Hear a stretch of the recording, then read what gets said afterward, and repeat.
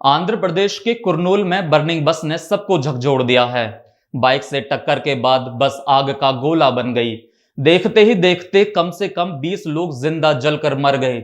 यह हादसा हैदराबाद बेंगलुरु हाईवे पर शुक्रवार को हुआ। रात के वक्त हुए इस हादसे से चीख पुकार मच गई। हैदराबाद जा रही कावेरी ट्रेवल्स की इस बस में 40 पैसेंजर सवार थे। आज की वीडियो में हम इसी बस हादसे में सामने आई एक ऐसी कहानी के बारे में बात करेंगे जिसे सुनकर आपकी आंखें भी नम हो जाएंगी।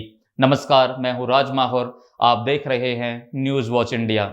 यह कहानी सिर्फ एक हादसे की नहीं बल्कि दोस्ती, परिवार और जिंदगी की उस सच्चाई की है जो हमें भीतर से झकझोर देती है।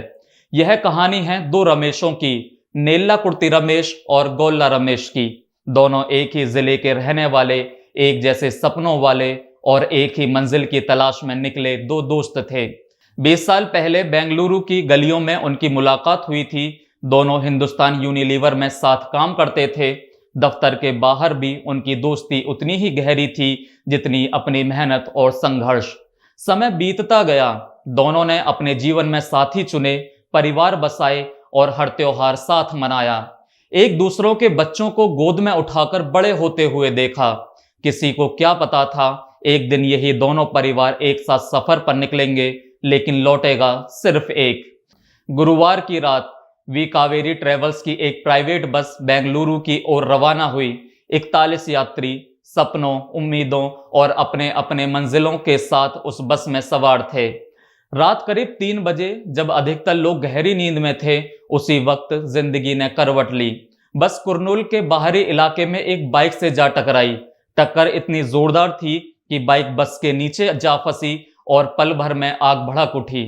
कुछ ही मिनटों में जो हुआ वह किसी नर्क से कम नहीं था। पेट्रोल टैंक फटा, आग ने बस को घेर लिया, दरवाजे शॉर्ट सर्किट से जाम हो गए और अंदर फंसे लोग चीखते चिल्लाते रह गए। नेल्लाकुर्ती रमेश नीचे की सीट पर सो रहे थे।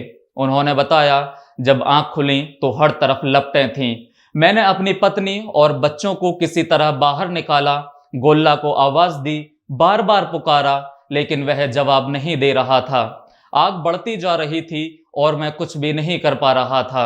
बस की खिड़कियां मजबूत शीशे की थीं, जिन्हें कुछ लोगों ने तोड़ने की कोशिश की। जो कुछ गिने चुने लोग बाहर निकल पाए, उनके लिए यह मौत से जीत थी।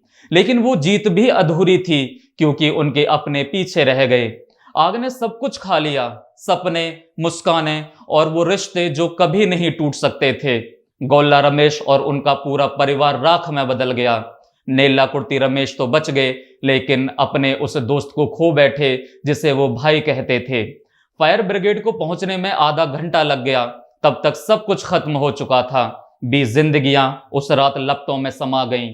बच्चों की चीखें, औरतों की पुकारें सब धुएं में बदल गईं। कुर्नूल के जिला कलेक्टर ने बताया कि सभी शवों की पहचान डीएनए टेस्ट से की जा रही है।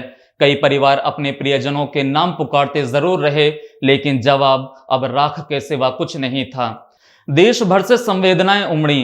प्रधानमंत्री नरेंद्र मोदी और आंध्र प्रदेश के मुख्यमंत्री चंद्रबाबू नायडू ने दुख जताया और पीड़ित परिवारों को सहायता का भरोसा दिया। पर क्या कोई मुआवजा उस दर्द को मिटा सकता है जो एक पल में सब कुछ छीन लिए? यह हादसा सिर्फ आंकड़ों की एक पंक्ति नहीं बल्कि यादों का मलबा है जो दो दोस्तों की पूरी दुनिया को मुंह के सामने निकल गया। आज नेल्लाकुर्ती रमेश अकेले हैं, लेकिन हर शाम जब सूरज डूबता है तो उन्हें लगता है कि गोल्ला अब भी वही हैं, किसी दूसरी दुनिया में मुस्कुरा कर कह रहा है, दोस्त इस बार तू बच गया, लेकिन मैं तेरे दिल में हमेशा जिंदा रहूंगा। 2 नाम, एक रिश्ता, एक दोस्ती और अब एक याद जो हमेशा कुर्नूल की राख में सांस लेती रहेगी।